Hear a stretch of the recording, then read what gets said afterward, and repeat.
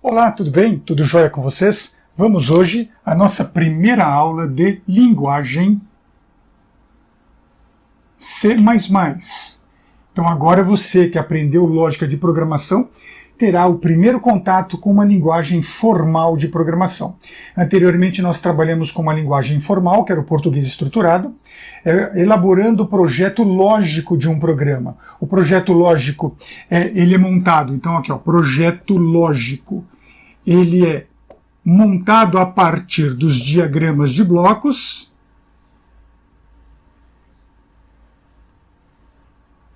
e do código em PDL, o português estruturado. Agora nós vamos passar para a fase do projeto físico, onde nós vamos pegar essa ideia estabelecida, representada no diagrama de blocos, escrita em português estruturada, e passá-la para uma linguagem de programação real. Por que a linguagem C++? A linguagem C++ foi lançada em 1983 pelo professor Björn Straus-Trup. O professor Björn, ao trabalhar na empresa Lucent, que é a mesma empresa, é uma parte da empresa chamada Bell Telefônicas, ele levou para a linguagem C. E, ao trabalhar com linguagem C e conhecendo linguagem orientada a objeto, ele criou uma biblioteca. Essa biblioteca portava para a linguagem C uma ação ou as ações da programação orientada a objeto.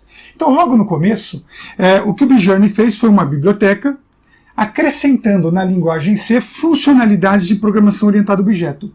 Mas não demorou muito para que esse projeto se tornasse o que se chamou então de C++. É uma linguagem C com algo a mais, e um pouco a mais ainda. Muitas pessoas dizem hoje que a linguagem C++ ela é uma extensão da linguagem C. Eu não acredito nessa versão, eu não gosto de dizer que C++ é uma extensão da linguagem C. C++ é uma linguagem e C é outra linguagem. Por exemplo, o compilador C++ compila código C, mas ele não compila 100% do código C. Ele compila aí uma faixa de 99% do código C, porque existem diferenças sintáticas e semânticas entre essas linguagens. São duas linguagens completamente diferentes, pertencentes à mesma família.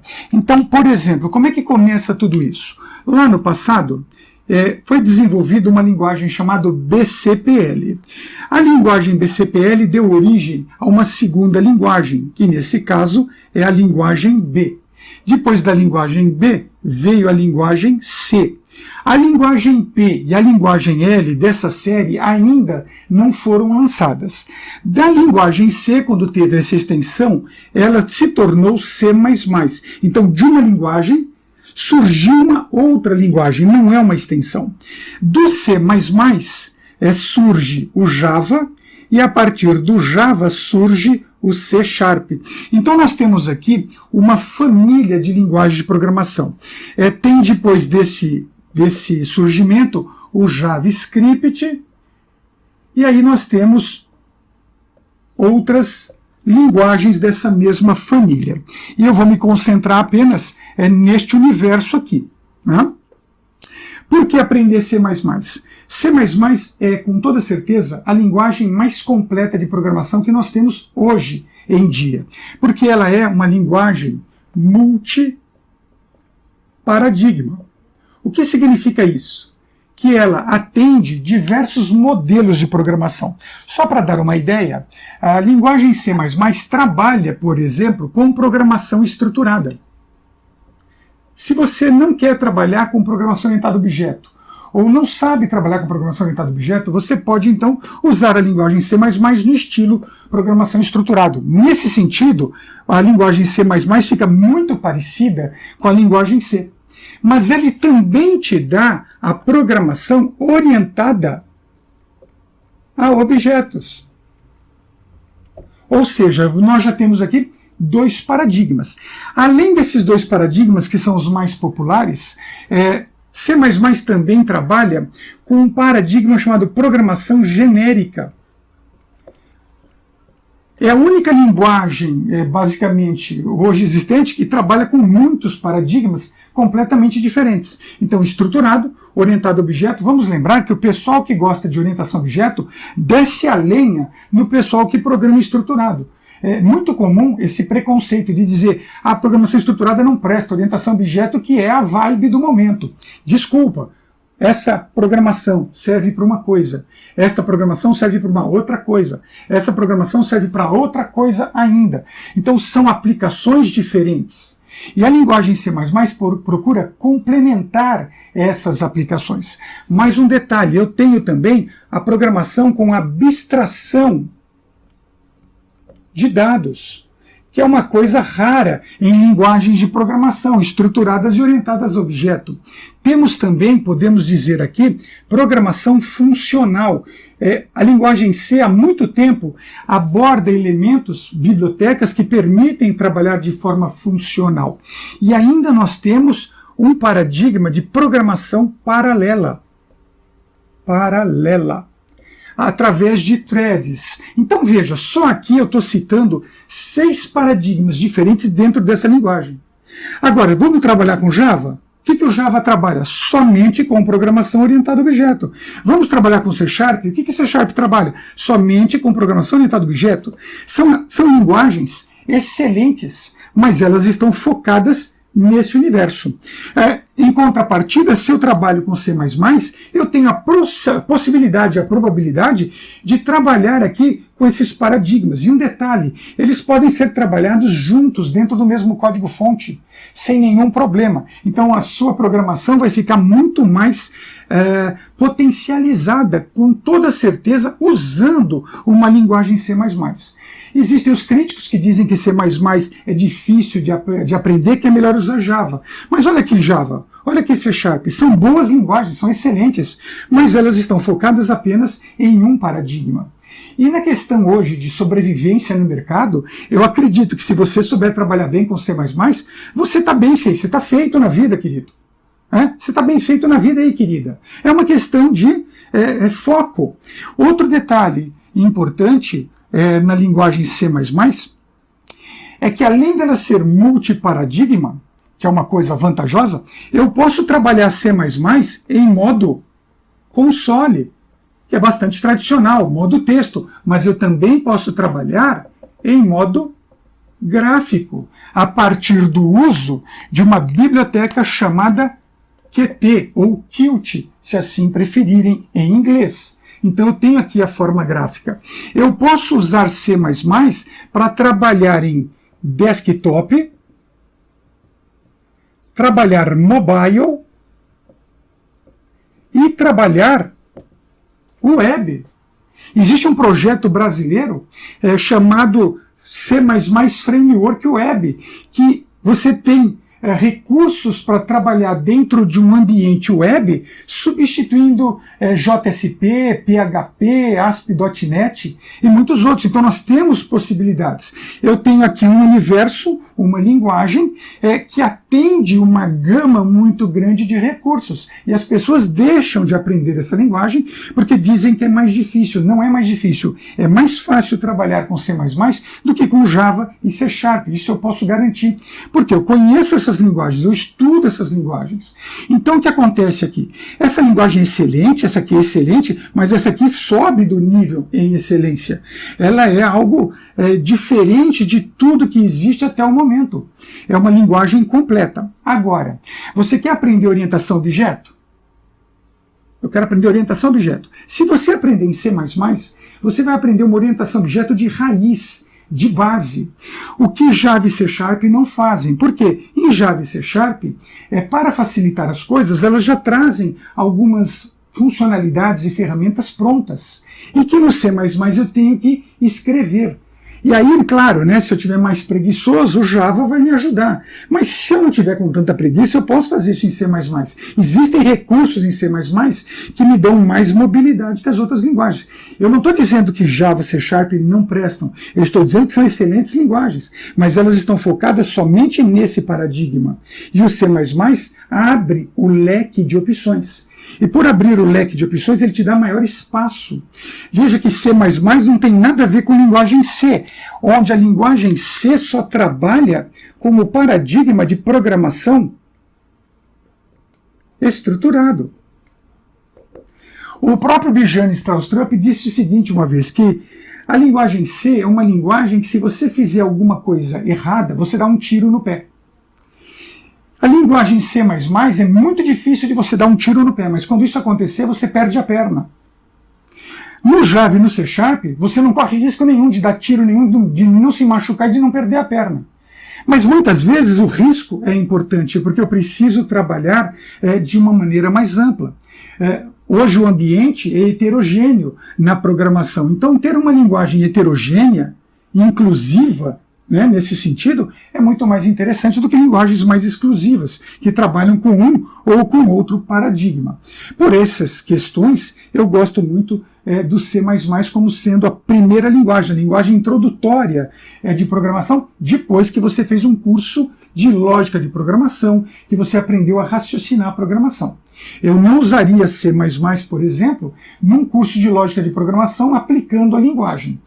Porque tem elementos que eu preciso explicar, e vocês vão ver na explicação da aula de hoje, alguns elementos, alguns detalhes, que você já tem que ter uma base, senão fica um pouco obscuro. Então, por essa questão. Se fosse para dar um curso de lógica de programação com uma linguagem de programação, aplicando uma linguagem direta em vez de ser o português estruturado, eu usaria, por exemplo, a linguagem Lua. Eu daria preferência para ela. Ou usaria uma linguagem Scratch, dependendo da idade do público. Aqui eu estou fazendo uma introdução ao capítulo 2, que é a programação sequencial, que eu vou mostrar para vocês daqui a pouco. Nós vamos ver no computador alguns eventos. Eu vou mostrar aqui o capítulo 2 desse nosso livro aqui, que eu estou mostrando aqui a capa. Esse livro pode ser adquirido na agbook.com.br ou clubedeautores.com.br. Eu vou usar aqui o capítulo 2, mas no momento que a gente for fazer a prática, eu não vou dar a vocês todos os exercícios do capítulo 2. Eu vou pegar os principais. Parte dos exercícios vocês estarão com o livro e é só uma questão de ler, exercitar e aplicar esses eventos. Depois a gente volta no meio da aula, eu volto aqui para a lousa para a gente fazer uma complementação de um assunto mais específico da linguagem C++, que também tem em C, em Java e C#, né, que tem nesse universo, tem também no JavaScript. Então nós vamos ver aí que é um recurso de incremento e decremento. Aí eu volto aqui para a lousa para poder explicar. Vamos então agora para a nossa aula prática. O primeiro elemento que aprendemos em lógica de programação é o reconhecimento do conceito de dados, porque os computadores processam dados. Nós aprendemos que os dados podem ser qualificados de 4 maneiras, né, de 4 tipos. Então nós temos os tipos de dados chamados primitivos, que também podemos chamá-los de tipos de dados básicos. Dentro desse conceito, nós temos 4 tipos de dados que a gente normalmente trabalha: o inteiro, o real, a cadeia e o caractere, e o tipo de dado chamado lógico. No caso da linguagem C++, ela possui esses 4 elementos. Nós temos para o inteiro, nós podemos usar o tipo de dado int, short ou long. E daqui a pouco eu falo a respeito deles. Então, para o inteiro, nós podemos qualificar de 3 maneiras.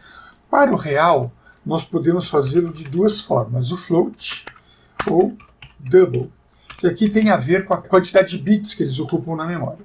Nós temos aqui a cadeia, que em C++ pode ser representado por um tipo de dado chamado string, e o caractere pelo tipo de dado chamado char, e temos ainda para o lógico o tipo de dado chamado bool. Um detalhe importante é que quando eu estabeleço aqui um tipo de dado, eu estou consumindo espaço na memória. E a memória de um computador é medida em bits. Vamos dar atenção agora apenas aos dados do tipo inteiro em C++. Eu vou falar um pouco deles. Comentado, nós podemos representá-los com int, short ou long. A diferença que temos aqui é que o short é um tipo de dado curto, o int é um tipo de dado médio e o long é um tipo de dado longo. Essa diferença tem a ver com o tipo de compilador da linguagem que estivermos usando. Depende, inclusive, do fornecedor. Na média, eles seguem o mesmo critério, mas dependendo de sistema operacional, 32, 64 bits, você pode ter pequenas diferenças nisso que eu vou falar. Eu vou partir aqui do pressuposto que estou trabalhando com um compilador chamado GCC, então nós vamos trabalhar aqui com essas medidas. Na questão do tipo de dado short, ele ocupa 16 bits de memória, o que equivale a 2 bytes de espaço na memória. Já o int, ele opera com 32 bits, ou seja, 4 bytes de memória. Então, por exemplo, se eu quiser guardar um valor 100, ou um valor numérico até 100, qual tipo de dado seria melhor? 32 bits ou 16 bits? Lembrando que o número 100 é um número que pode ser representado dentro de apenas 1 byte. Nesse caso, se eu não vou ultrapassar um valor, não vai ser grande, eu vou usar então o short em vez de trabalhar com int, buscando economizar o máximo de memória. Porque a memória de um computador, por mais memória que você tenha, é um recurso bastante escasso. No caso aqui do tipo de dado long, no caso do GCC, ele também ocupa 32 bits, ou seja, 4 bytes. Então, na prática, se eu for trabalhar com int ou com long no GCC, tanto faz, mas existem pequenas variações. No caso aqui do int, eu posso também, ao invés de usar o tipo de dado int, escrevê-lo como short int. É uma outra variação que tem. O int fica como int, e eu posso escrever o long também como long int. Fica a critério do programador se ele vai escrever short ou se ele vai escrever short int. Fica a critério do programador escrever long ou escrever long int. E além dessa variação, eu tenho também uma variação chamada long long. No caso aqui da variação chamada long long, o que nós temos aqui é um longo maior, né? E nesse caso, esse longo ele ocupa 64 bits. Ou seja, eu vou usar então aqui 8 bytes de memória. E como assim eu posso também, como o anterior, eu posso escrever ele como long int. Por uma questão de velocidade, a gente acaba usando a forma reduzida do que usar aqui a forma longa. Uma coisa importante é que quando nós estudamos ali em lógica de programação, trabalhando com português estruturado, por exemplo, se eu quisesse qualificar aqui a variável x como inteiro, eu uso essa maneira, né? Var x inteiro. No caso da linguagem C, linguagem C++, nós vamos escrever assim, ó, short, o tipo de dado primeiro, a variável depois, e vamos colocar um ponto e vírgula. Essa regra se aplica a qualquer um dos termos que eu apresentei ou dos termos que eu ainda vou apresentar. Nós podemos, então, ter essas maneiras de representação de uma variável. Como dito, cada um desses tipos de dados ocupa uma quantidade de bits diferente. E é claro que também essa quantidade de bits limita a quantidade, o espaço numérico que eu posso trabalhar. Eu trabalhar com um número de 16 bits, de 32 bits ou 64 bits é completamente diferente. Por exemplo, um valor de 16 bits consegue operar números inteiros de 0, inteiros positivos, até 65.535. Isso se eu estiver trabalhando com números positivos. Okay?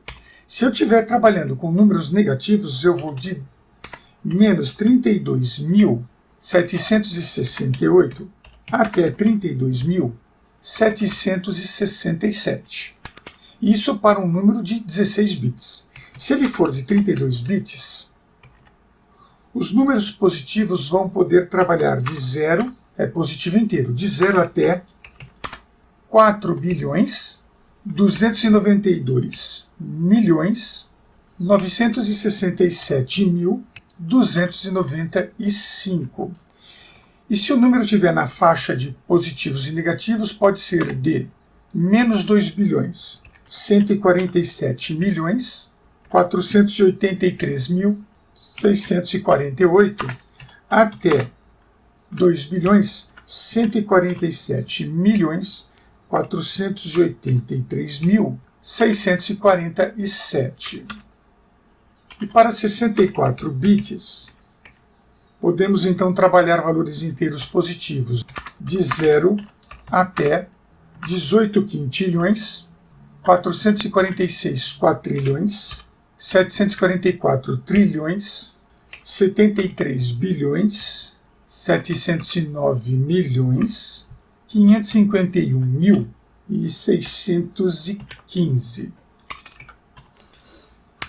No caso de valores negativos, vai de 9 quintilhões, 223 quatrilhões, 372 trilhões, 36 bilhões, 854 milhões, 775.808 até 9 quintilhões, 223 quatrilhões, 372 trilhões, 36 bilhões, 854 milhões, 775.807. Então, esses são os limites numéricos que eu vou poder trabalhar com números inteiros dentro de um compilador C++, aqui usando o GCC, como já foi comentado e orientado. Tanto que a maior parte dos nossos programas usarão os tipos de dados int ou long. Né? Em alguns momentos eu posso estar trabalhando aqui como long int. Dentro desse aspecto, nós temos então aqui, eu mostrei para vocês a possibilidade de trabalhar com números no sentido positivo, né? E trabalhar com números no sentido negativo. Então, tanto short como int como long podem operar com valores positivos ou negativos. Mas quando eu quero que o número trabalhe só com positivo ou como positivo e negativo, eu preciso sinalizar essa ação para o computador. Por exemplo, se eu digo aqui que eu tenho um tipo de dado chamado int, um tipo de dado x, uma variável x chamado int, e estabeleço isso, dessa forma que eu estou fazendo, o compilador vai entender que você quer trabalhar com números positivos e negativos. Então, se é um tipo int, e o int ocupa 32 bits, o compilador vai entender que eu quero trabalhar com essa faixa numérica. Ele não entende que eu quero trabalhar com essa faixa numérica, apenas com essa aqui, porque eu disse para ele que eu quero trabalhar com um tipo de dado inteiro. E não disse o que eu quero com esse tipo de dado. Eu não disse se eu quero ele positivo. Eu disse apenas que quero um dado. Então, automaticamente, assume-se esse espaço numérico. Mas vamos imaginar que eu só vou trabalhar com números positivos e eu preciso trabalhar aqui com um número acima aqui, dessa casa de 2 bilhões. Eu quero trabalhar com 3 bilhões e meio, coisa do tipo. Então, eu preciso dizer que quero usar esse tipo de dado aqui com positivo. A menos que você use um long e pegue o espaço maior de memória, mas aí você está ocupando uma quantidade de bits desnecessária.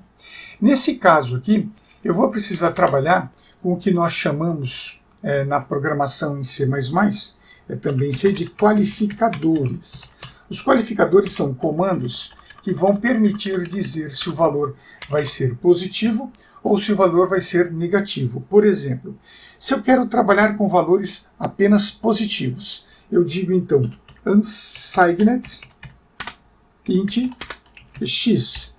Pronto, defini uma variável apenas com dados numéricos positivos. No caso aqui do int, eu estou dizendo que estou trabalhando com esta faixa na memória para o unsigned int.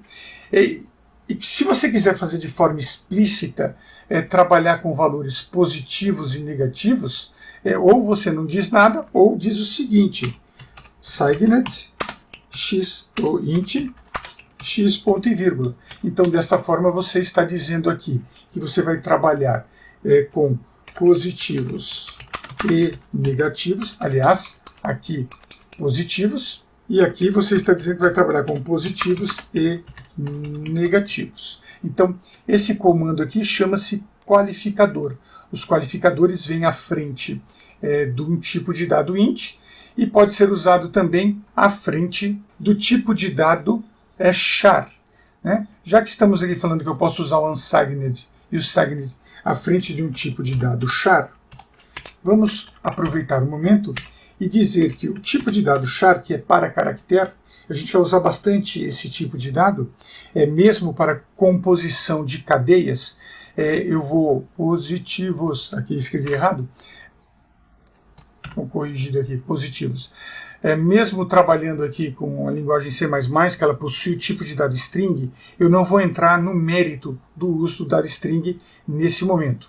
A gente vai ver isso durante outras aulas. Eu vou trabalhar inicialmente com o tipo de dado char. O tipo de dado char ele ocupa 8 bits. Então, ocupando 8 bits, eu posso trabalhar ele com dados que representam caracteres da tabela ASCII. Eu posso então trabalhar dados de 0 até 255, lembrando que a tabela ASCII possui 256 caracteres. Mas se eu estou trabalhando de 0 a 255, eu estou trabalhando então com o char como números positivos, ou seja, é um char do tipo unsigned, sem sinalização. Se eu trabalhar ele com dados negativos, eu posso então ter aqui a sequência numérica de menos 128 até 127. Isso se ele for sinalizado como signed, né? Sinalizado, ou seja, eu uso a palavra sinalizado quando eu quero a sinalização do número negativo. O tipo de dado bool também ocupa 8 bits, então o bool também ocupa 8 bits, que é o tipo lógico. No caso do bool, nós não temos a palavra unsigned ou signed, não existe a possibilidade de defini-lo como valores positivos ou negativos, porque ele aceita dois valores, ou o valor true como positivo, valor true como verdadeiro, e o valor false como falso. São os únicos dois valores que esse tipo de dado aceita. Vamos agora falar um pouco dos dados do tipo real em C++. Deixa eu puxar um pouquinho mais a tela aqui para cima. Eu posso trabalhar aqui o float para um dado real. No caso do float, eu vou ocupar 32 bits. Posso usar o double 64 bits. E eu posso também trabalhar, além do double, eu posso trabalhar aqui com um tipo chamado long double. Não existe long float, só long double. No caso do long double, ele pode ocupar 96 bits ou pode ocupar na memória 128 bits. Isso vai depender do tipo de compilador que você está usando. Por exemplo, se o seu compilador da linguagem C++ for um compilador de 32 bits, ele foi escrito para ser usado em processadores de 32 bits ou está sendo executado num processador de 64 bits, a hora que eu solicito um long double, ele vai ocupar 96 bits de memória. Mas, se eu estiver usando um compilador de 64 bits, claro que num processador de 64 bits, eu consigo então endereçar 28 bits de memória. No caso aqui do float, double e long double, não existe o uso aqui dos sinalizadores signed e unsigned, porque eles sempre trabalham com valores de positivos a negativos. O que nós temos aqui como diferença é que a quantidade, a faixa numérica que eles operam é muito maior do que, por exemplo, pegar aqui um long long, que vai aqui na casa aqui de quintilhões. Então, o tipo float, double e long double, eles trabalham numa quantidade de espaço numérico maior. Só para dar uma ideia, o valor float trabalha de menos 3,4 elevado à potência 38 até 3,4 elevado à potência 38. É uma quantidade numérica bastante expressiva. Se for um double, ele faz de menos 1,7 elevado a 308 até 1,7 elevado à potência 308. E no caso aqui do long double, ele vai de menos 3,4 elevado à potência 4.932 até 1,1 elevado à potência 4.932. Então, uma faixa bastante ampla de espaço numérico que você pode trabalhar dentro do seu programa. Quanto à parte de variáveis e constantes, eu vou deixar elas para apresentar dentro de programas, porque fica mais simples. Aqui eu só estou fazendo uma introdução com os tipos de dados, que é uma parte mais teórica. E outra parte teórica também na linguagem C++, que a gente precisa conhecer um pouquinho, é o uso dos operadores aritméticos. Daqui a pouco a gente já entra nas explanações práticas. No caso dos operadores aritméticos, nós temos tradicionalmente a adição, a subtração, a multiplicação, nós temos a divisão e a atribuição. Vamos contar com esses aqui primeiro. Então, adição. Vou usar o sinal mais. Subtração, vou usar o sinal menos. Na multiplicação, eu vou usar o sinal asterisco. Na divisão, eu vou usar o sinal barra. E um detalhe, esses operadores eles são usados tanto para valores inteiros quanto valores reais. E como atribuição, nós temos o sinal de igualdade, no caso aqui da linguagem C++. Vamos trocar aqui, que eu troquei aqui a atribuição. Então, a atribuição. Além desses operadores, a linguagem C++ apresenta outros operadores diferenciados que existem na família de linguagem C e não é comum de ser visto em outras linguagens. Por exemplo, o operador para resto de divisão. Se eu for trabalhar com divisão, resto de divisão, eu posso usar o operador chamado módulo. É um operador que se eu pegar aqui um 5 e fizer o 5 módulo 2, o resultado dele vai ser 1, porque 5 dividido por 2 dá 2, 2 vezes 2, que é o divisor, dá 4, e 4 para 5, 1, que é o resto da divisão. Esse é um operador específico. E nós aprendemos a usar essa operação fazendo essa operação usando esta fórmula. 5 menos 2 multiplicado por 5 div 2. Então o operador módulo, ele faz exatamente a mesma operação que nós estávamos realizando manualmente em lógica de programação. Aliás, essa representação manual ela continua sendo válida para diagramas de blocos, para documentação. Na linguagem, na parte prática, eu posso usar um operador para facilitar o dinamismo da sua escrita, para agilizar um pouco mais a ação. Uma coisa importante em C++, que se eu quiser fazer potência ou radiciação, eu não vou ter operador para isso. Então aqui nesse caso, nós vamos trabalhar com uma função para potência, onde eu forneço a função, abro parênteses, coloco a base e coloco o expoente, pode ser inteiro ou real. Mas para usar esse recurso, eu preciso do apoio da biblioteca chamada CMEF, que é a biblioteca matemática, para que esta ação seja operacionalizada. E se eu quiser fazer radiciação também, Na radiciação eu tenho, por exemplo, SQRT para raiz quadrada, onde eu coloco aqui uma base apenas, ou posso ter também o CBRT, que é raiz cúbica. Então, square root, raiz quadrada, cube root, raiz cúbica. Além dessas operações, detalhe, o SQRT e o CBRT também precisam aqui da biblioteca CINEV.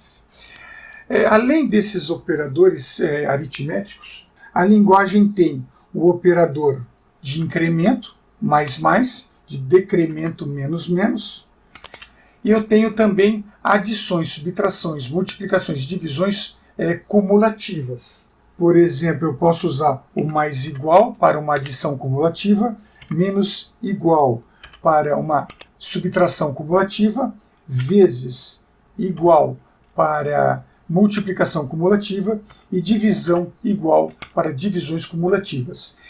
Quanto a esses elementos, eu vou deixar para explicá-los mais à frente em outras aulas. Na aula de hoje a gente ainda conversa sobre esses dois aqui elementos. Então, sobre essa parte aqui, nós vamos ver na aula de hoje, em parte prática, na sequência. Muito bem, então vamos à parte prática. Para isso eu vou fechar aqui a minha janelinha aqui do bloco de notas, não vou gravar esses apontamentos, e vou chamar na sequência o Code Blocks. Assim que o Code Blocks for carregado, nós vamos entrar aqui em File, New, e eu vou trabalhar todos os nossos exercícios com o Empty File. Eu não vou trabalhar com o Project. Tem muita gente acostumada a trabalhar com o Project, e agora no começo esse Project pode atrapalhar um pouquinho. Então, como a gente está aprendendo a linguagem, vamos começar da forma mais simples. Vou escolher aqui o Empty File, ele abre aqui uma janela de trabalho, dizendo que não tem nenhum título.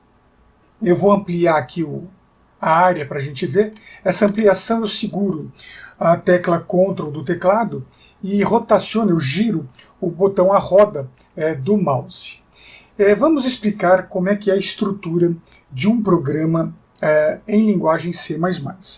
Uma das coisas importantes que a gente viu em algoritmo é que a gente começa o nosso algoritmo com um nome de identificação do programa.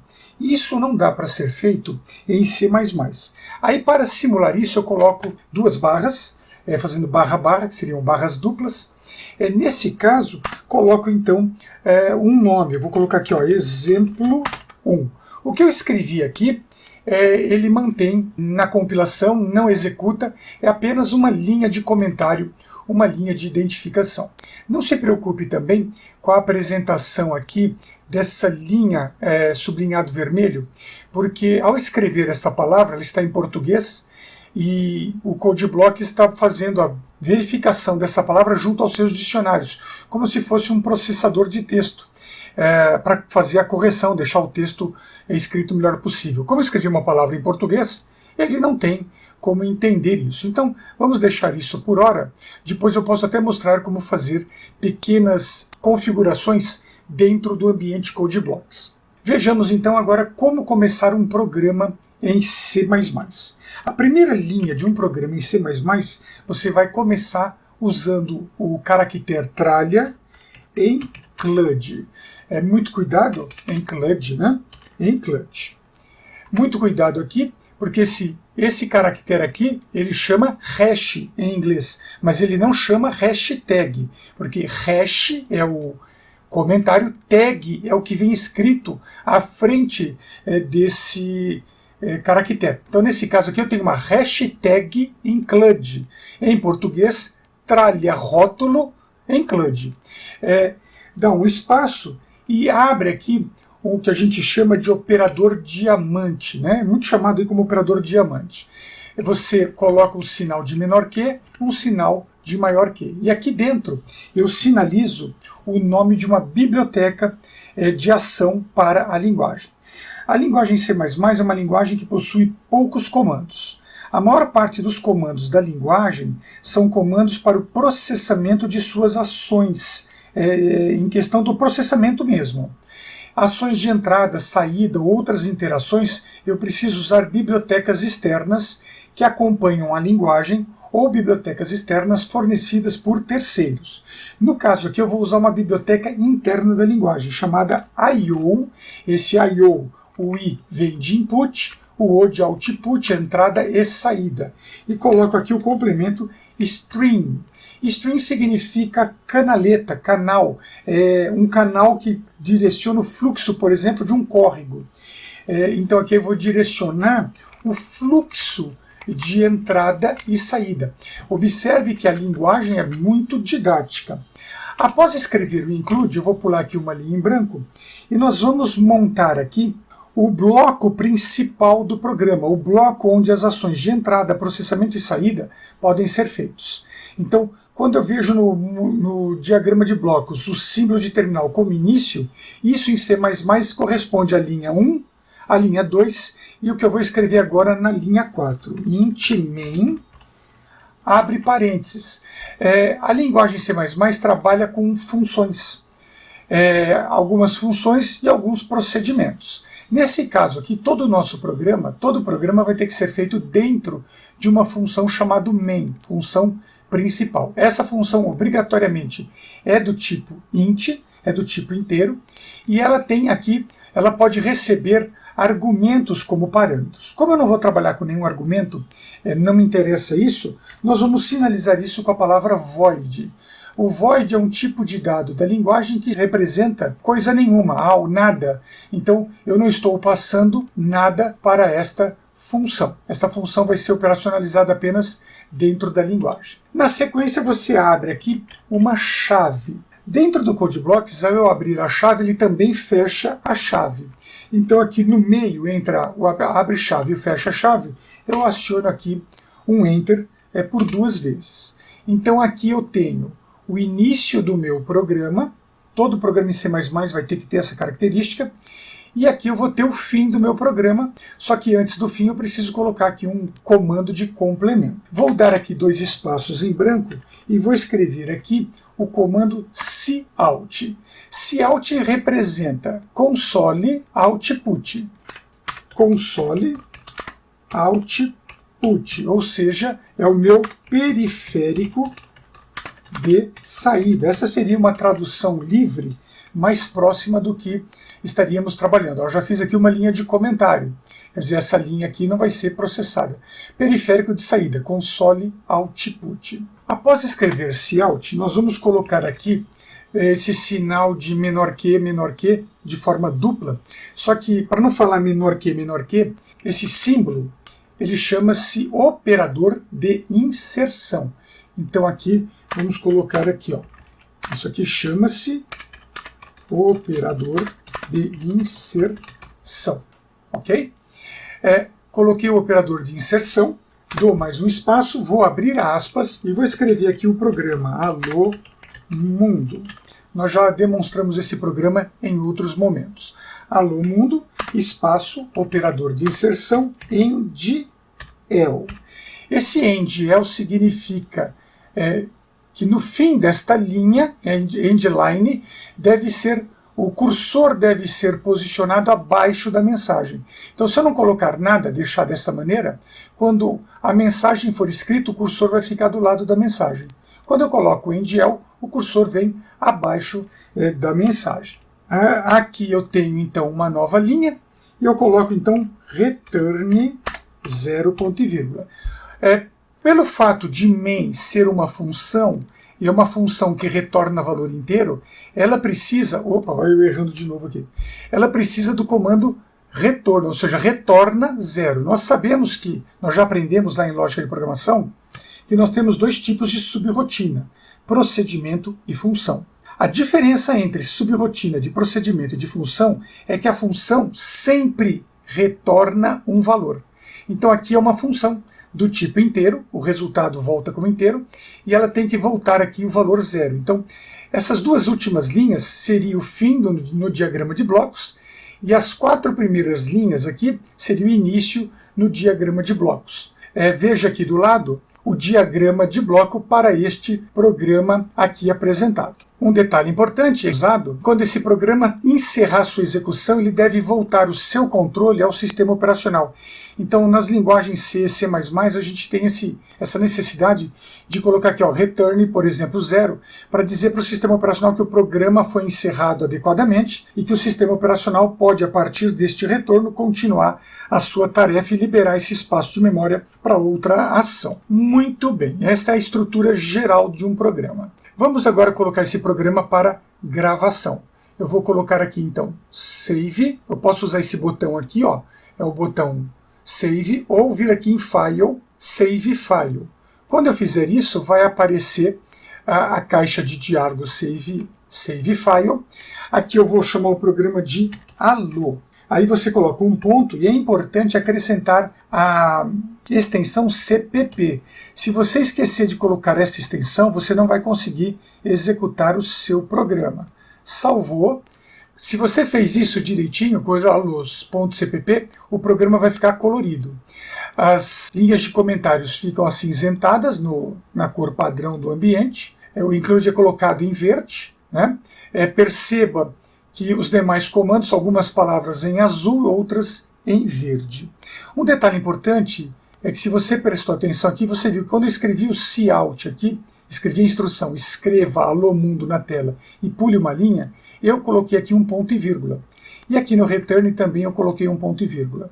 O ponto e vírgula na linguagem C++ garante informar para o compilador que a instrução acabou nesta linha. Porque uma instrução pode ser formada por um comando, ó, return é um comando, e um argumento 0. Mas uma instrução pode ser formada por mais comandos. Por exemplo, cout é um comando, endl é um comando, e o alô mundo é um argumento. Então, a instrução é encerrada com um ponto e vírgula. Muita gente fica confusa, fala, mas tem momento que tem ponto e vírgula, tem momento que não tem ponto e vírgula, eu me confundo. Gente, é muito simples. Onde não existe ponto e vírgula? Não existe ponto e vírgula em 3 locais da linguagem C++. Não existe ponto e vírgula em qualquer linha include, porque eu posso ter diversas linhas includes aqui. Então não tem ponto e vírgula em include. Não tem ponto e vírgula em main e não tem ponto e vírgula em chave. Então são 3 pontos que não tem ponto e vírgula. Include, main e chaves. Guarda isso na sua memória. No restante, tudo tem ponto e vírgula, exceto alguns comandos que são escritos em mais de uma linha. Eu posso escrever esse comando, eu poderia colocá-lo desta maneira. Não teria efetivamente nenhum problema, desde que eu deixe exatamente como está. Veja então que essa instrução começou aqui na linha 6 e se estendeu até a linha 7. Então, quando isso for usado, obviamente não vai ter um ponto e vírgula no final desta linha, porque o ponto e vírgula dela está numa outra linha. É como escrever códigos na língua portuguesa. Você tem parágrafos que você encerra na mesma linha e tem parágrafos que você encerra em uma ou mais linhas. Uma vez feito isso, nós gravamos o programa. Agora a gente precisa compilar o programa para depois executá-lo. Eu posso compilar usando esse botão aqui da engrenagem amarela, chamado Build. Primeiro eu executo esse botão e depois o botão Run, com o desenho aqui de um play, né, de um aparelho de som. Ou então, se você quiser fazer tudo numa terceira tarefa, você usa aqui o terceiro botão, Build and Run. Essas ações também podem ser executadas aqui no menu Build. Eu tenho aqui Build, Run e Build Run. Ou você aciona a tecla F9 para compilar e executar. Eu vou acionar aqui o botão Build and Run, acione o botão e aguarde o processo de compilação. Pode ser que nesse momento você tenha cometido algum erro de sintaxe, como eu fiz neste momento. O que está acontecendo nessa situação? O compilador identificou que há um erro aqui embaixo, nessa linha aqui, no cout. O cout não é uma declaração conhecida neste escopo. Isso aconteceu porque nós temos uma instrução a mais a ser colocada depois do include, que é o using namespace std, e aí eu uso aqui ponto e vírgula. Vamos lembrar que eu não uso ponto e vírgula em include, eu não uso ponto e vírgula em main, e eu não uso ponto e vírgula em chaves. No restante tudo tem ponto e vírgula. Fiz a correção, essa ação, esse nome aqui é uma área de trabalho para a linguagem trabalhar, para a linguagem operar. Eu posso ter várias namespaces, cada namespace é uma área de memória dentro de uma única, dentro da memória que o computador tem. Então são áreas virtuais e assim o C++ te dá uma mobilidade bastante grande. Eu fiz então essa alteração que eu deixei de lado, eu vou salvar, eu posso usar aqui o botão do disco, salvei e vou compilar. Veja que agora eu só compilei, nenhuma mensagem de erro foi apresentada aqui embaixo. Então agora eu posso executar o meu programa. Após executar o programa, é apresentada a mensagem Alô Mundo. Ele para a tela e diz para você, press any key to continue. Quer dizer, pressione algo para continuar. Pressiono algo e volto para o editor. Se eu fizer, por exemplo, Alô Mundo, quero escrever também programação C++. Veja que eu fiz uma alteração. Nessa alteração, eu preciso gravar o programa novamente, ou você usa Save aqui do botão, ou faz File Save As, ou usa o atalho Ctrl S. Salvei. Como eu fiz a alteração no programa, não adianta eu executar este botão aqui do Run. Olha o que vai acontecer. Ele mostrou Alô Mundo, que é a versão anterior que foi compilada. Eu preciso construir novamente e executar depois. Eu vou aproveitar agora e vou usar aqui o Build and Run. Veja que nesse momento apareceu Alô Mundo, a exclamação, programação em C++. Vamos imaginar que você queira que programação C++ seja escrito aqui na linha de baixo. Então eu vou fazer aqui uma alteração neste ponto para que programação C++ fique na linha de baixo. Eu não vou usar nenhuma acentuação, porque eu estou trabalhando com uma linguagem que só está reconhecendo neste momento caracteres da língua inglesa. Então se eu tentar usar caracteres acentuados, eu vou ter problema na legibilidade das palavras e desses caracteres. Eu vou usar aqui um sinal chamado *N. O *N ele gera um salto de linha dentro de uma cadeia de caracteres. Veja aqui que as aspas. O endl gera um salto de linha fora da cadeia e o *N dentro da cadeia. Então agora eu vou construir e executar. Veja que agora apareceu a mensagem Alô Mundo e programação C++ na parte de baixo, na linha de baixo, como a gente tinha planejado. Então cuidado ao usar aqui o *N, porque onde você colocar esse *N, ele divide a mensagem. Aqui, botei *N entre mu, do. Vamos compilar e executar o programa. Olha o que aconteceu. Alô Mundo, programação C++. Eu acredito que com essa pequena visão deu uma ideia inicial do programa. Todo o programa em C++ é constituído no nosso curso aqui de um título, o include IOString e use namespace std. Eu também vou mostrar quando não usar o use namespace std, com as variações que eu posso ter, porque tem programadores que não usam esta linha, eles preferem não usar. Porque ao colocar em uso uma área de memória, um espaço de memória chamado namespace, nesse caso o standard, que é o std, ele traz para a memória todos os seus recursos. E existe uma maneira de eu fazer uso desse recurso sem ter as mensagens de erro e sem habilitar necessariamente todo o conjunto, usando apenas aquilo que é necessário. Mas eu vou mostrar isso nos programas que compõem o capítulo 2 do nosso livro. Eu só não vou fazer a apresentação de todos os programas do capítulo 2. Eu vou fazer dos principais, daqueles que são importantes para esta aula. A tarefa de vocês é ler o capítulo 2, pegar os exercícios, executar para ver ele em operação. E o mais importante, quando você encerrar o estudo do capítulo 2, pegue todos os exemplos de programação sequencial que você aprendeu em lógica de programação e coloque eles em C++. Escreva esses programas em C++, porque você já tem as correções, você já tem o gabarito. Então você escreve isso em C++. É importante você exercitar a escrita do código para você aprender a escrever a linguagem, porque agora o curso é diferente. Antes aprendemos lógica de programação e agora nós estamos aprendendo a escrever um programa em uma linguagem. Por isso que a base de lógica é bastante importante. Eu vou fechar então esta janela e nós vamos começar agora executando alguns exercícios do nosso livro. Eu vou abrir aqui a minha área de trabalho. Eu gosto muito de deixar no meu computador, dentro da raiz do disco principal, uma pasta, um diretório chamado fontes. E dentro dessa pasta, dentro desse diretório, eu deixo gravado alguns programas. São programas que eu vou removendo, vou colocando. Então, uma área que eu sei que não faz parte do meu conjunto aí, de arquivos principais, e sim uma área de teste. Eu vou chamar aqui o programa número 1, e o programa número 1 é o programa, basicamente é o programa que nós acabamos de fazer. Só que aqui ele tem uma pequena diferença. E eu vou aproveitar essa diferença para mostrar para vocês o que acontece. Veja o nome do programa, capítulo 2, exemplo 1, CPP. Include IOStream e use namespace std, que é aquela parte inicial. Int main void, né? Então aqui, nesse momento, do 1 ao 7 é o meu início, e aqui do 14 ao 15 é o meu fim, né? Então nós já sabemos disso. O programa é semelhante àquele anterior, só que nesse programa eu estou igual cout, operador de inserção. Esse operador chama de inserção porque ele está pegando esse conteúdo e inserindo para a saída, direcionando ele para a saída. Ó, a seta dando direção para a saída.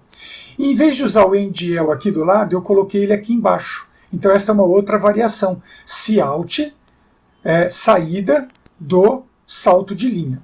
E eu coloquei também aqui na linha 12 a mensagem cout tecla enter para encerrar. Deixei aqui um espaço em branco porque aqui vai aparecer o cursor do lado esperando você acionar a tecla enter para encerrar o programa. Quando eu quero fazer essa pausa no programa, eu uso tecla enter para encerrar e uso get, que é o comando aqui da linguagem. Esse get, ele é uma funcionalidade, ele é um método de trabalho associado aqui ao recurso cin. O cin significa console input, ou seja, é o meu periférico de entrada, é o teclado. É isso que representa esta ação. Deixa eu tirar aqui a observação que foi só para orientação. O que acontece quando ele encontra essa instrução? Tecla enter para encerrar é apresentado, e a tela fica parada, o programa fica parado esperando você acionar então um enter para dar continuidade. Vamos fazer um teste? O nosso programa já está salvo, vamos então aqui executar, criar, construir e executar. Muito bem, após a execução do programa apareceu a mensagem Alô Mundo, tecla Enter para encerrar e o cursor está exatamente ao lado da mensagem como eu comentei. Quando eu acionar esse Enter, aí aparece a mensagem padrão do ambiente, Present Key to Continue. Então aí eu pressiono esse Enter. É claro que com esta versão, o meu programa você tem que acionar o Enter 2 vezes. Mas nós vamos ver o que acontece de diferente no uso desta ação. Já que estamos falando disso, eu estou mostrando para vocês como fazer efetivamente a mudança, a paralisação de uma mensagem de tela. Por favor, gente, não façam isso. Tem muita gente que tem o costume de ensinar e usar isso aqui para fazer pausa.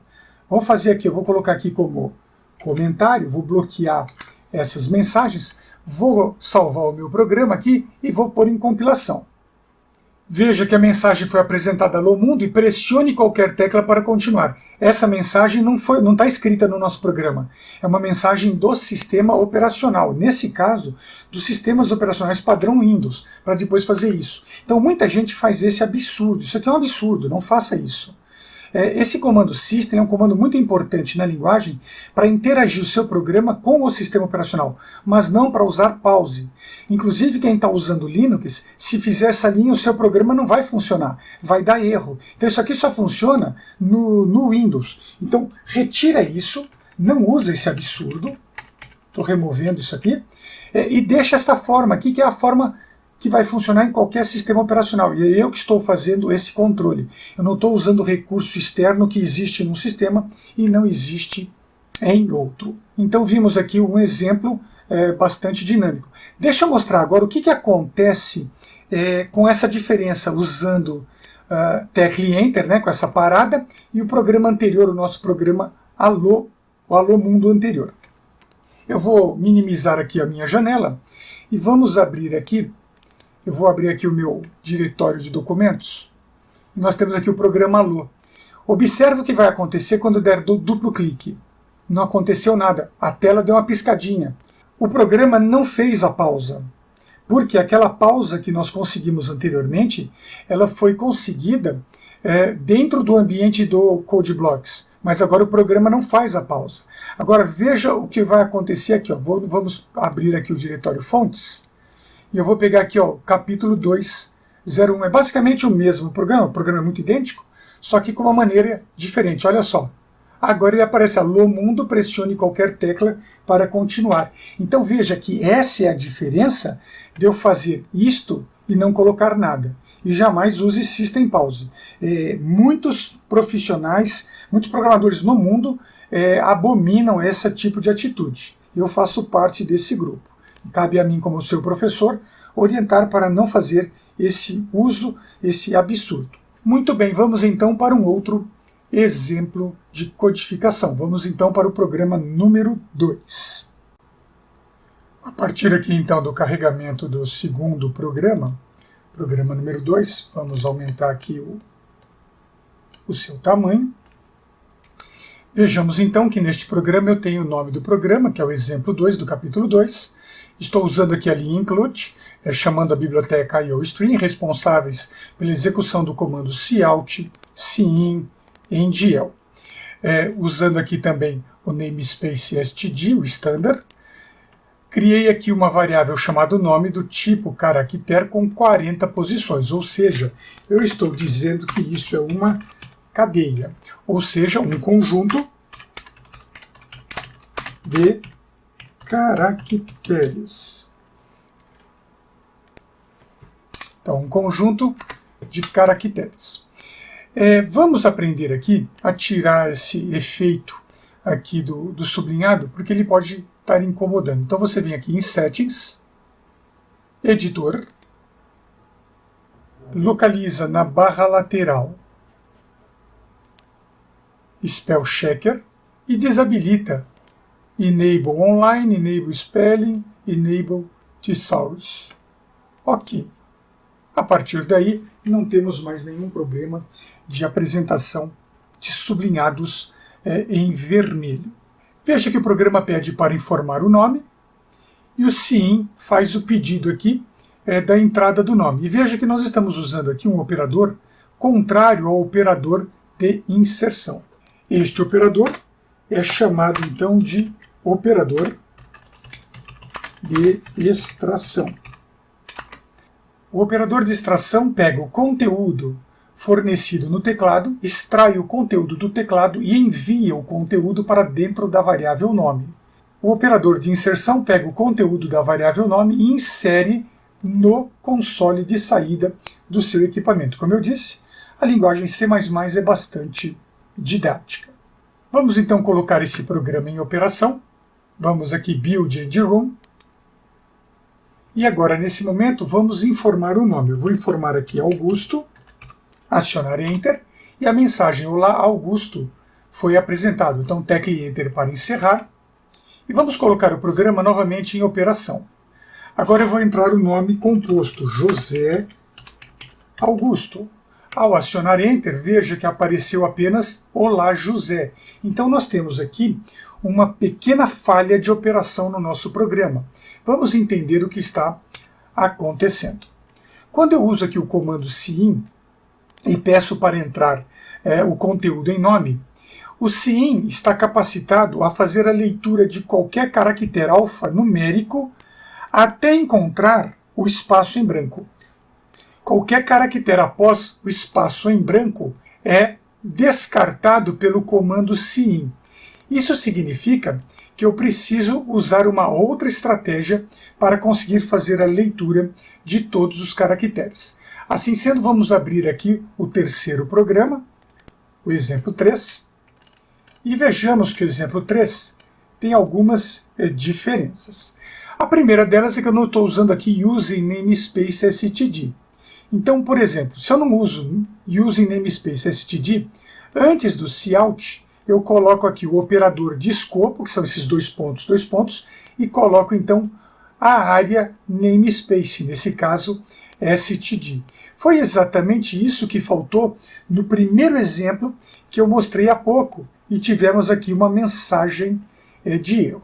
Veja que aqui eu estou colocando o nome como 40 caracteres, estou definindo também sobrenome com 20 caracteres. Informe seu nome e sobrenome. Então vamos ver aqui o que acontece. Assim que a mensagem informe seu nome e sobrenome é apresentada, eu vou entrar então aqui, Augusto, espaço, Manzano. Ao acionar Enter, olá, Augusto Manzano. Funcionou. Vamos finalizar o programa e vou colocar o programa de novo em execução. Agora eu vou entrar o meu nome, José Augusto Manzano. Ao acionar Enter, veja que ele pôs José Augusto, mas perdeu o sobrenome Manzano. Então vejamos o que aconteceu nesta ocorrência. Eu resolvi aqui parte do problema. Eu continuo usando cin, pedi para fazer aqui a entrada do nome, na variável nome, e na sequência a entrada do sobrenome. Veja que o Olá Mundo aparece nome, eu forço aqui a apresentação de um espaço em branco e o sobrenome. Então, no primeiro momento, quando eu escrevi Augusto, Augusto entrou na variável nome, coloquei um espaço e escrevi Manzano, e Manzano foi colocado em sobrenome. Ele não aceitou o espaço em branco, ou seja, a primeira sequência até o espaço em branco entrou em nome, e o excedente entrou em sobrenome. Quando eu executei aqui pela primeira vez e entrei sobre José Augusto e o meu sobrenome Manzano, José entrou em nome, sobrenome, o Augusto entrou no sobrenome, e o sobrenome efetivamente que eu entrei ficou perdido. Observe, daqui a pouco eu falo a respeito desta linha 11, aqui, ó, sim, ignore 80 contra barra N. Eu vou explicar em breve o que isso significa. Então nós temos aqui um pequeno problema ainda no nosso programa. Vejamos então o programa número 4. No programa número 4, eu estou tirando aqui o std escopo cout. Não usei using namespace std, mas eu coloquei aqui, ó, using std cout, using std cin, using std endl. Tem programadores que preferem o modelo aqui do programa 3 e tem programadores que preferem o modelo aqui do programa 4. Quando eu uso aqui using std cout, eu não coloquei using namespace, eu só estou carregando para a memória este evento, este recurso. Qualquer outro recurso que o std tenha não é carregado na memória. Diferente do programa número 1, onde carrega tudo para a memória, ocupando mais espaço dessa memória. Perfeito? Veja que neste exemplo eu voltei a usar aqui o estilo nome 40. Então o que vai acontecer? Vejamos. Ao apresentar a mensagem informe nome, se eu entrar José Augusto, voltou a ser Olá José. Veja que nesse programa o José ficou abaixo da palavra Olá. Por quê? Porque aqui na linha 17 eu estou colocando o endl após escrever Olá e em seguida é escrito a variável nome. Vamos comentar aqui o que significa esse cin ignore. Existe um problema em algumas linguagens de programação, não vou dizer que é um problema, né? Melhor dizendo, é uma característica operacional que quando eu entro dados alfabéticos ou alfanuméricos, após entrar o Enter no teclado, ele não limpa o buffer do teclado. O que é um buffer? O buffer é uma memória de pequena quantidade de espaço. Então o teclado tem uma memória que armazena uma pequena quantidade de caracteres. Essa memória chama-se buffer. Quando eu entro um valor numérico e aciono Enter, o tipo numérico não deixa o código de controle da tecla Enter interferir na entrada. Então, numa entrada numérica, tudo ocorre normalmente. Quando eu faço a entrada de um caractere de uma sequência alfanumérica ou alfabética, aciono o Enter, o código do caractere Enter fica anexo à sequência alfanumérica, criando o inconveniente de não permitir que a próxima entrada ocorra normalmente. Então vai ocorrer algum problema de entrada de dados no seu programa. Quando isso acontece, nós temos que fazer a limpeza desse buffer. Então, após entrar um dado alfanumérico, aliás, entrou qualquer dado, até numérico, acostume-se a usar aqui a linha 15. O que eu estou dizendo aqui é para ele ignorar qualquer caractere após o Enter. Após acionar o Enter gera dois sinais. Quando eu aciono a tecla Enter, dentro aqui do C++, ele gera um sinal /N e /R. O R retorna o cursor para o início da linha e o N aciona o cursor para a próxima linha. Então o que eu estou dizendo para ele? Eu não vou tirar esse efeito, eu só estou tirando esse efeito. Então quando você encontrar esse efeito, não coloque ele na sequência de caracteres. E esse 80 eu estou dizendo para ignorar 80 caracteres de entrada ou o /N, ou seja, após eu entrar qualquer dado, você ignora 80 posições à frente da memória do teclado ou o Ctrl ou o Enter, o /N do Enter, o que ocorrer primeiro. Com este efeito, eu tenho então o buffer limpo após uma entrada alfanumérica e não terei nenhum problema de entrada no meu programa. Então, vamos acostumar a usar esse recurso para todas, após qualquer entrada que nós estivermos efetivando, salvo algumas exceções que serão apresentadas aí ao longo da nossa aula e das demais aulas. Muito bem, vamos agora abrir aqui o programa número 5, e no programa número 5 eu estou usando aqui o nome com 50 posições, o sobrenome com 20 posições. Eu estou usando duas estratégias de entrada de dados. Veja que na linha 11 eu estou usando aqui cin getLine. Para evitar o problema do espaço em branco, daquele espaço que o cin ignora, eu peço para o cin ler a linha, olha, pegue getLine, pegue a linha, para a variável nome. E eu tenho que dizer aqui, no segundo argumento, que o getLine ele precisa de dois argumentos. Ele precisa da variável que ele vai ler e da quantidade de caracteres para a variável. Eu posso usar esse número 50 ou fazer melhor. Eu posso usar a função sizeOf. Eu peço então para o sizeOf calcular a quantidade de caracteres que tem nome. Então se eu vier aqui e mudar aqui para 70, automaticamente aqui ficou com 70 posições. No entanto, se você fizer aqui 50 e colocar aqui 50, tem muita gente, mas assim é mais fácil porque eu escrevi menos, problema seu. E você alterar aqui para 70, ou para 90 aqui, ou 70, para o valor que for, e esquecer aqui, você tem uma incompatibilidade, você tem um erro de requisito dentro do seu programa. Então é muito mais seguro deixar aqui um sizeOf nome, e a hora que você aumentar, diminuir, você alterar esses dados aqui, automaticamente o seu programa consegue entender o que você fez. E aqui na linha 14, eu estou usando o sobrenome de forma tradicional, com o cin sem um getLine. Então significa que se eu entrar aqui um sobrenome composto e tiver um espaço em branco, esse espaço não vai ser lido pela funcionalidade. E toda vez que eu faço uma leitura de cin numa variável alfanumérica, é uma variável aqui do tipo char, eu preciso fazer a limpeza do buffer. Se eu uso o getLine, a limpeza do buffer não é necessária, porque o getLine já faz esse tratamento para mim. Então vamos ver aqui, vamos colocar o programa em operação, vou salvar o programa porque eu fiz alterações, vamos compilar. Nesse teste eu vou entrar José Augusto Manzano. Olha que interessante. Aí ele pede para entrar um sobrenome, porque ele entrei inclusive um sobrenome. Então eu vou colocar um outro sobrenome meu, Garcia. Então ficou lá, José Augusto Manzano Garcia. Vamos executar o programa novamente. E agora eu vou entrar José Augusto. Vou entrar aqui o Garcia e o Manzano. Olha o que vai acontecer. José Augusto foi lido, porque eu peguei com o getLine. Garcia Manzano não foi pego, pegou só o Garcia, porque o sobrenome para o sim só consegue ler até o primeiro espaço em branco, o que tiver após o espaço em branco é perdido.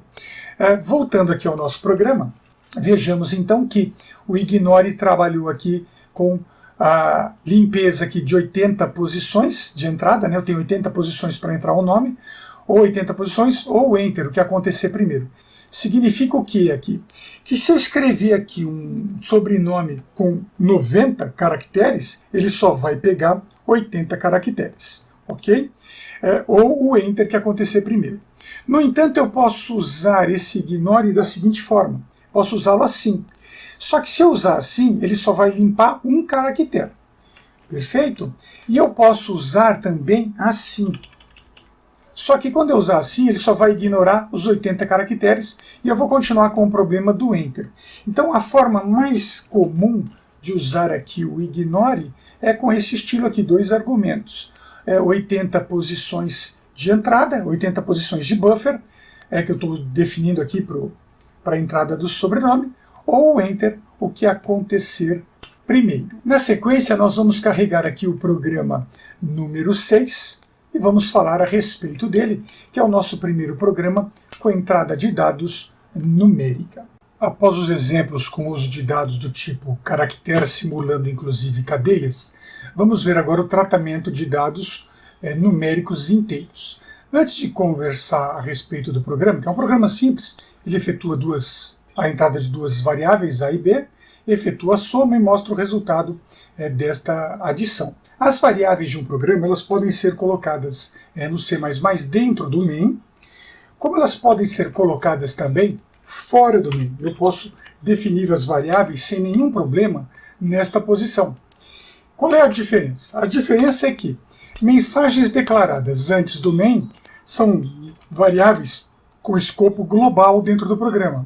E se eu defino elas dentro do main, são variáveis com escopo local do meu programa. Então vejamos aqui, voltar o programa à forma original, esta operação. Observe aqui ao lado o diagrama de blocos mostrando a leitura das variáveis A e B, a soma das variáveis A e B e, consequentemente, o seu resultado.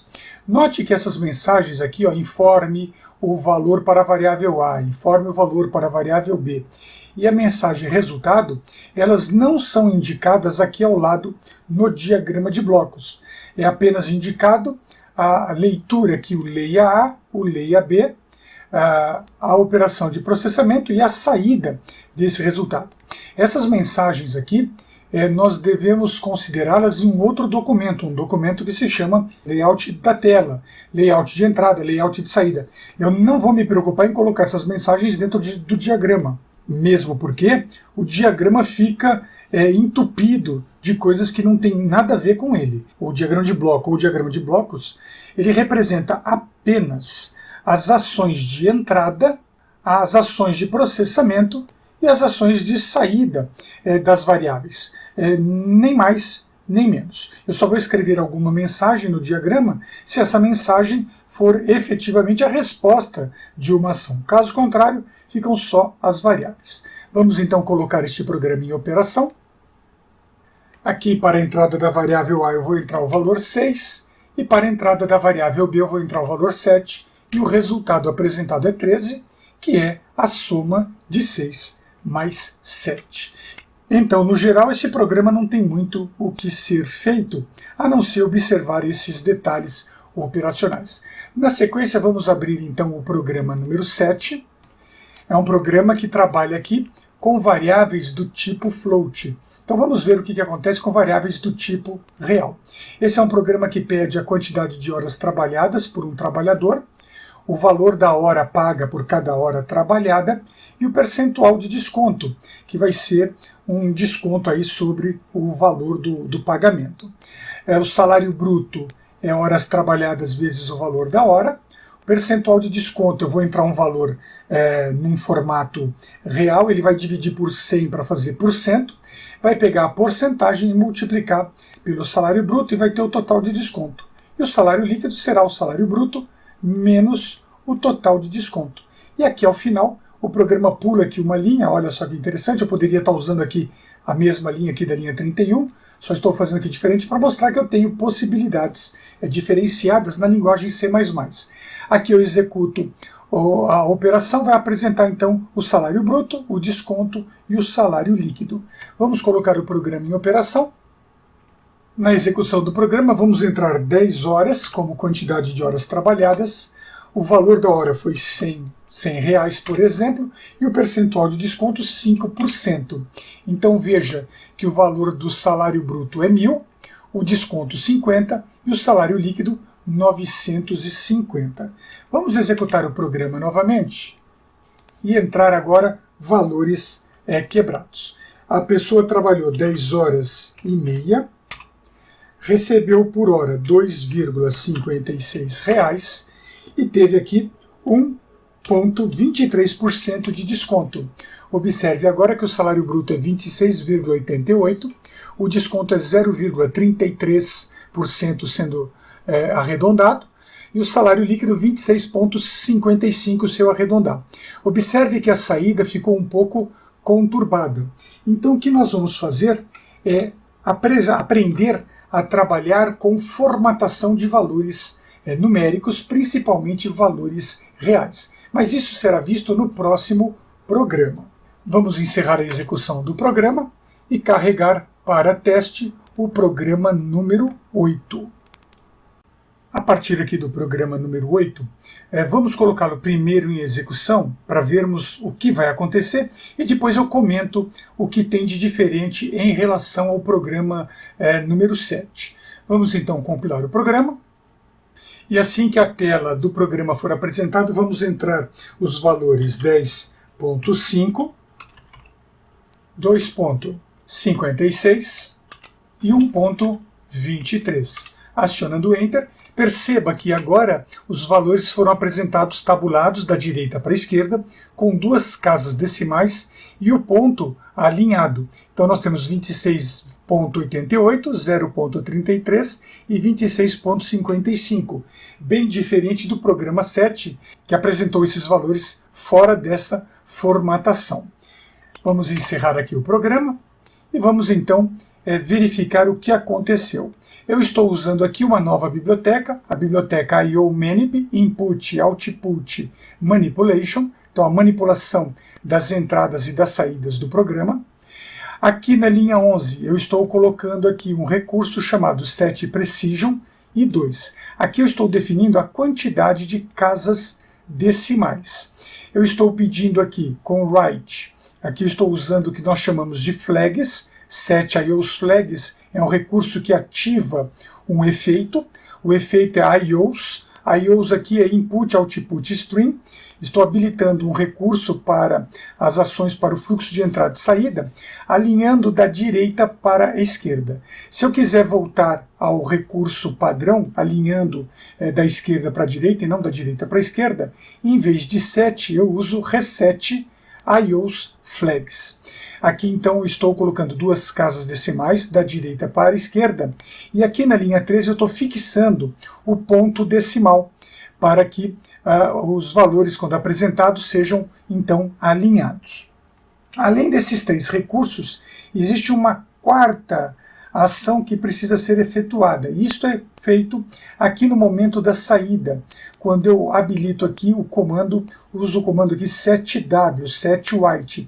Eu estou colocando 8 espaços em branco. E dentro desses 8 espaços em brancos, eu estou reservando desses 8 espaços, 2 espaços para o decimal, eu faço o alinhamento da direita para a esquerda e fixo então o ponto decimal. O que acontece aqui é que eu vou usar 1, 2, 3, 4, 5, 6, 7, 8 como espaços em branco. E aqui na saída eu vou ter então a máscara, por exemplo, usei esse valor com o ponto 99. Foram os valores que eu apresentei. Essa máscara de definição com 7W permite até que eu coloque valores com esta dimensão de tamanho. Lembrando que aqui eu estou deixando espaço para, eventualmente, um número negativo. Então aqui eu tenho 1, 2, 3, 4, 5, 6, 7, 8, com duas casas decimais, a fixação do ponto, e o excedente serve, então, para apresentar os valores formatados numericamente. Na sequência, vamos pegar aqui o programa número 10, para falarmos então agora do tratamento de números inteiros. Muito bem, aqui o programa número 10, estamos voltando a falar sobre números inteiros. Ele trabalha aqui com uma variável chamada quociente, dividendo, divisor e resto. Neste caso aqui, eu estou trabalhando apenas com números inteiros. Então eu quero falar sobre o quociente do dividendo dividido pelo divisor.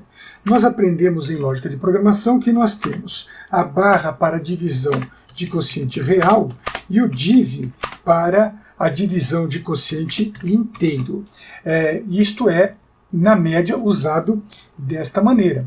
No entanto, quando a gente fala aqui de linguagem C++, linguagem C, Java, C#, o operador div é o mesmo tanto para real quanto para inteiro.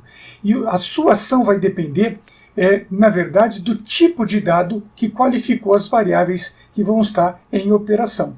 Então, neste momento, se eu executar este programa e entrar, por exemplo, como dividendo o valor 5 e como divisor o valor 2, você vai ter o quociente 2 e o resto como 1. Finalizando o programa, então nós podemos ver aqui, podemos ter visto que a divisão aqui, ou a barra de divisão, ela tanto opera valores reais quanto opera valores inteiros da mesma forma. Eu só tenho que estar atento a essa questão. E o resto aqui, eu vou fazer agora esse resto diferente. Vamos calcular o resto como aprendemos lá atrás nas aulas de lógica de programação. Então é o dividendo menos o divisor vezes, abre parênteses, dividendo barra divisor. E neste caso, sempre colocando aqui ponto e vírgula ao final, e vamos colocar aqui a operação da linha 20, o resto, como um comentário para vermos o programa em execução. Salvando o programa, vamos colocá-lo em compilação. Nesse instante, vamos entrar o 5 como dividendo, o 2 como divisor, e o quociente é 2, e o resto é 1.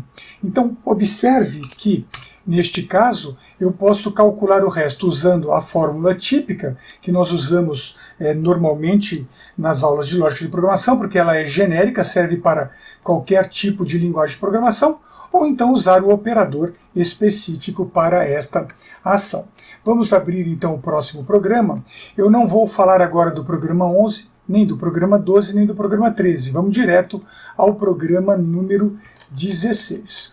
Os programas 11, 12 e 13 eu vou abordar no final dessa explanação, depois que a gente voltar para a lousa. Eu quero fazer a explicação mais detalhada das questões que envolvem o uso de operadores de incremento e decremento.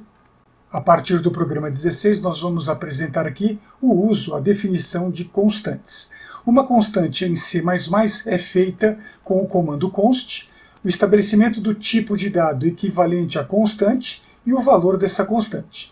Existem duas maneiras de eu fazer essa definição. Eu posso fazer também usando aqui tralha define pi 3.1459. Aliás, este estilo é muito comum na linguagem C. Então, ou você usa esta linha, que eu estou mostrando aqui na linha 8, ou a linha 7. Voltando aqui para essa definição, então temos a definição aqui da constante. Eu estou usando também aqui a biblioteca CIMEF, porque como eu quero trabalhar aqui a área de uma circunferência, nós vamos ter que usar aqui a funcionalidade, aqui a função POL, onde eu vou pegar o raio e elevar ao quadrado, multiplicando esse valor pela constante π e multiplicando também pela a altura. E aí tem o volume aqui dessa circunferência, na verdade, de um cilindro, né? Então vamos colocar este programa aqui em execução. Vamos entrar o valor 5 para a altura e para o raio o valor 1,57. E aí a área do cilindro é 38,7185. Veja que neste programa eu não estou formatando os valores, não estou delimitando quantidade de casas decimais, estou apenas trabalhando com os números da forma bruta. Então nós temos aqui o float, π, como uma constante. Vamos fazer o teste agora usando essa definição aqui do define. Então eu vou tornar o const como um valor em estilo linha de comentário. Vamos gravar o programa e vamos colocar o programa em execução novamente. Assim que o programa entrou em execução, vou entrar 5 para o valor da altura, 1,56 para o valor do raio, e o valor do cilindro 38,2269 é apresentado. Então veja que nós temos aqui duas maneiras de definir constantes em C++. A que está na linha 8 é muito popular na linguagem C, e muita gente que migra da linguagem C para a linguagem C++ acaba fazendo uso disto por ter aprendido desta maneira, e nem se toca que a linguagem C++ possui um comando específico para esta ação. Ok? Vamos então, na sequência, abrir agora o programa número 23, que é o programa que eu quero falar sobre linhas de comentário. O programa 23 ele apresenta as 3 maneiras de estabelecer linhas de comentário dentro de um programa em C++. Eu tenho, por exemplo, o comentário de linha, que é com barra, é o mais tradicional, o mais comum de ser usado. Eu tenho este comentário que começa com barra, asterisco, asterisco, e fecha com asterisco, barra. Eu tenho também asterisco, barra, asterisco, e fecha com asterisco, barra. Normalmente, a primeira forma aqui com 2 asteriscos, a gente usa para escrever algum parágrafo de explanação, explicação do código do programa que estamos usando. E podemos usar a forma com asterisco simples para colocar informações sobre características operacionais do programa ou qualquer outra informação que você julgue necessário. Vamos ver em especial o que esse programa faz. Eu tenho aqui a definição de algumas variáveis usando os tipos de dados da linguagem, unsigned short-int, short-int e os demais. E aí o meu programa mostra qual é o tamanho de bits de cada um desses tipos de dados. Então eu estou usando aqui o sizeof, que a gente já conhece, ele retorna o valor e eu multiplico esse valor por 8 para ter então a quantidade aqui de bits que eu estou trabalhando com o meu programa. Vamos colocar o programa em execução, e assim que o programa for executado, ele apresenta a quantidade de bits para cada um dos tipos de dados. Então observe que eu tenho dados, tipos de dados com 16, 32, 8, 64 e 128 bits. Nessa parte aqui eu vou encerrar esses programas, e nós vamos agora para a lousa para podermos falar sobre o uso de operadores de incremento e decremento. Depois a gente volta aqui para este ambiente e vamos então trabalhar com os programas 11, 12 e 13. Então, de volta aqui à nossa lousa, vamos então apagar essa parte. Se alguém quiser fazer uma pausa no vídeo para tomar nota da exposição que eu fiz, esteja à vontade. Muito bem, uma das coisas que nós vimos há pouco foram variáveis, constantes, operadores aritméticos. Dentre os operadores aritméticos, foi apresentado rapidamente os operadores aritméticos de incremento e decremento. Então nós comentamos isso, decremento, nós comentamos a respeito disto. Quem são esses operadores? Nós temos o operador mais, que é um operador para incremento.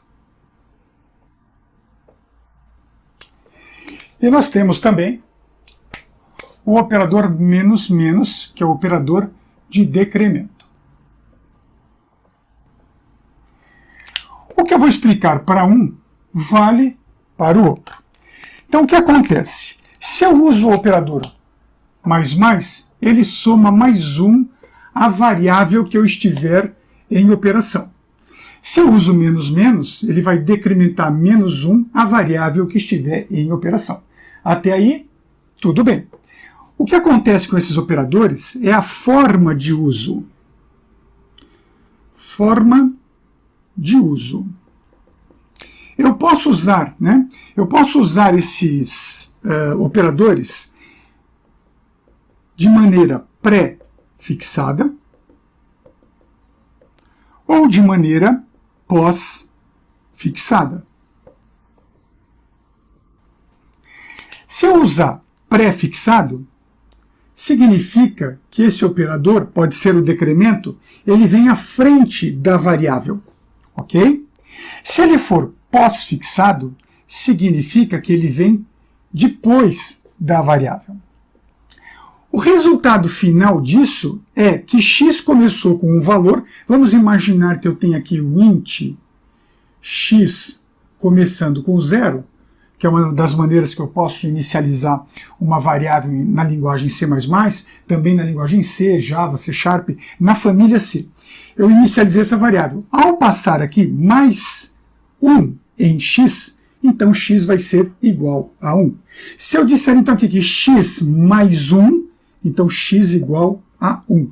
Agora veja como eu fiz a leitura. Eu disse aqui, né, para este modelo, eu disse o seguinte. Vamos melhorar aqui.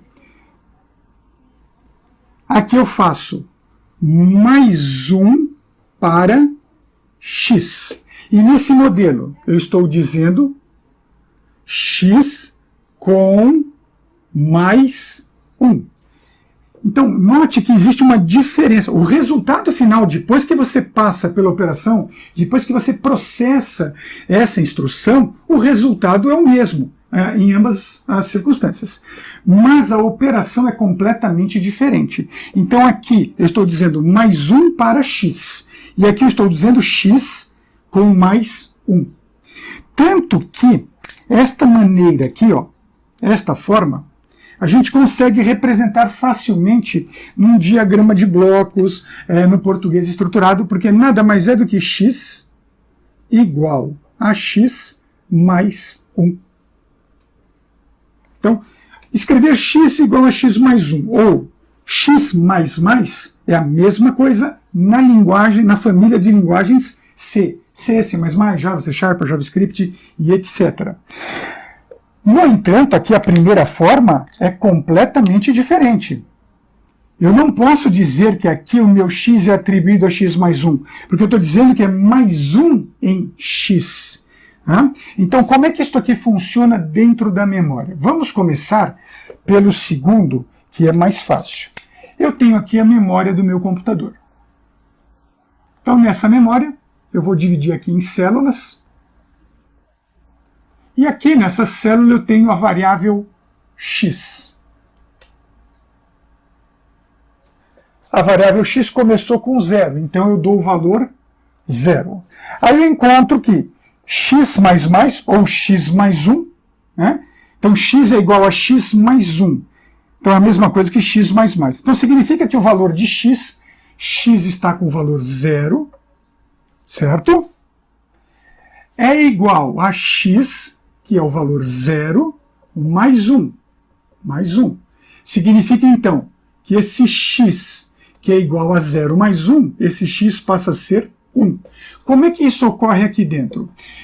Dentro da memória, eu vou precisar pegar esse valor de x, copiar esse valor para uma outra área, vou copiar esse 0 aqui para outra área, é o que o compilador vai fazer internamente, vai copiar esse 0 para uma outra área da memória, vai somar mais 1, então vai fazer a operação mais 1 sobre este valor, então esse valor passa a ser 1, e na sequência ele pega esse valor 1 e passa para cá. Então observe que eu tenho algumas ações de trabalho, algumas etapas. Esta ação ela é lenta, porque eu preciso pegar o valor que está aqui, somar mais 1 nesse valor numa outra área, aí o valor dessa área passar de volta para cá, para fazer x igual a 1. Então isso aqui é mais lento. Agora, se eu fizer desta outra maneira, olha o que vai acontecer. eu vou usar agora o critério mais x. O meu x começou aqui com 0. Aí eu digo mais 1 em x. Eu pego esse mais 1 e jogo aqui. Esse 0 sai e vira 1. Observe que aqui eu precisei de 3 passos, basicamente, né? Passei o 0, tinha aqui 0, ó, vamos lá, vamos contar aqui, 0. Aí eu faço mais 1, primeiro passo, mais 1 vem para cá, segundo passo, terceiro passo, copiar esse 1. E aqui eu fiz em um único passo. Então, internamente, mais x é muito mais vantajoso de usar do que x++. No entanto, vocês vão ver que a maior parte dos livros, de exemplos, as pessoas usam muito x++ por causa desse x atribuído a x+1. E esquecem que esta maneira é muito mais vantajosa para o compilador. O problema disso é a representação. Né? Então, o que acontece? O que eu posso fazer é, tendo esta representação no diagrama, entender que eu posso ler essa operação desta maneira. Ok? Eu vou fazer aqui uma pausa, faça aí uma pausa no vídeo, tome nota desse detalhe, se você julgar importante, que eu preciso apagar a lousa para fazer agora um comentário operacional sobre esta questão. Ok, vamos partir então do seguinte suposto. Eu tenho aqui uma variável x que começa com o valor 1, uma variável y que começa com o valor 2. Se eu disser que y é atribuído a x, nesse momento meu y automaticamente fica igual a 1. Ok? Esses são os valores definidos na memória. E aqui uma operação. Agora, o que acontece se eu falar assim, ó, y é atribuído a x mais mais? O que vai acontecer? Bom, o y tem 2. Ele é atribuído a x que tem 1. E aí você coloca o mais mais. O que acontece aqui é que o seu y fica com 1. Por quê? Nesse momento ele está fazendo a leitura aqui, ó, da esquerda para a direita. Ele passou nesse momento, ele trouxe esse valor para cá. E aí ele fez mais mais. Depois que ele passou por essa linha, o x, que estava com 1, se tornou 2. Ok? Então, tome cuidado aqui na leitura. Então, aqui, quando eu estou olhando da esquerda para a direita, as coisas vão acontecendo. O x passou para o y, depois de passar o x, ele foi somado. Então, só depois do valor 1 do x ter passado para y, é que o x se tornou 2. Isso é completamente diferente disto aqui, ó. Mais x. O que vai acontecer aqui? X, o y, é igual a mais 1 em x. Y é igual, quanto é o x? O x é 1, então mais 1 em 1, y é igual a 2. Então aqui eu vou ter y igual a 2 e o x igual a 2. Então veja, no final o valor de x foi somado de mais 1, que era uma intenção aqui, ó. Deixa eu marcar aqui com outra cor, que era a intenção aqui, ó, x mais ou mais x. Essa era a intenção, tá aqui. Só que durante o processamento as coisas ocorrem diferente. Então tem que tomar muito cuidado com este detalhe. Nós vamos agora para o computador para vermos esse estilo de operação em execução. E aí nós vamos ter a continuidade e o encerramento da aula. Então vamos lá para a parte prática. A partir do que acabamos de ver na lousa, vamos ver agora esses programas em execução. Então aqui nós vamos usar o conceito de operador de incremento pré-fixado e o conceito de operador de incremento pós-fixado. O meu x começa com 10 e o meu y começa com o valor 10 somado de 1. Ou seja, o x começa com 10 e o y começa então com o valor 11, porque eu estou acrescentando mais 1 em x. Nesse momento, meu x tem 11 e o meu y também tem 11. Aqui nesta outra ação eu tenho x começando aqui com 10 e o meu y sendo atribuído ao 10 do x, e depois que passa por essa linha, o x é acrescido de 1. Então eu vou ter aqui o x com 11, porque eu tenho aqui 10, começando com 10, mais 1 se tornou 11, e o y com 10, porque antes de acrescentar esse 1 no x, eu atribuí o valor de x, que estava com 10, para y. Depois que passa pela linha, o resultado é a soma de 1 a este valor. Mas enquanto eu estou na operação, as coisas fluem de maneira diferente. Vejamos então o programa em execução. Veja que o x começou com 10, foi acrescido de 1, ficou com 11, e o y ficou com 11. Vejamos aqui junto. E na segunda sequência, o x está com 11 e o y está com 10. Então veja que o x começou com 10 e o y é acrescido de mais 1 em x, ou seja, 11.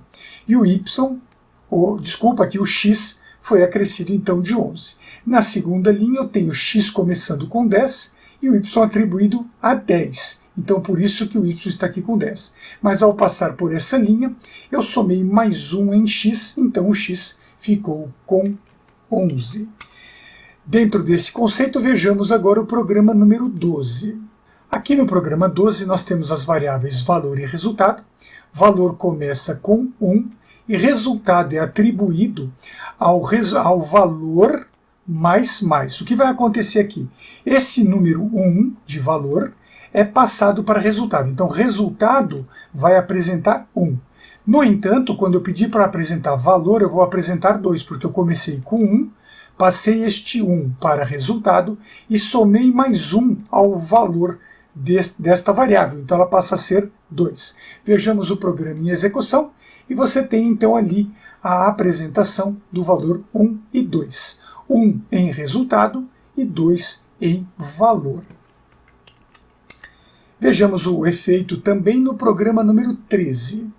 Aqui no programa 13 nós temos valor começando em 1, resultado sendo atribuído a mais 1 sobre o valor desta variável, ou seja, mais 1 sobre 1, então aqui começa o resultado com 2. Vejamos então o resultado sendo apresentado. Observe que, neste caso, é apresentado o valor 2 para resultado e o valor 2 para valor. Então eu tenho aqui, valor começa com 1 na linha 11, resultado é atribuído a mais 1 sobre o valor está com 1, mais 1 sobre esse valor vem 2 para o resultado. E uma vez que eu passei por esta operação, que eu passei por esta linha, ao fazer esta ação, esse valor 1 foi acrescido ao conteúdo da variável valor, e aí na linha 15 também mostra o segundo aqui, valor 2.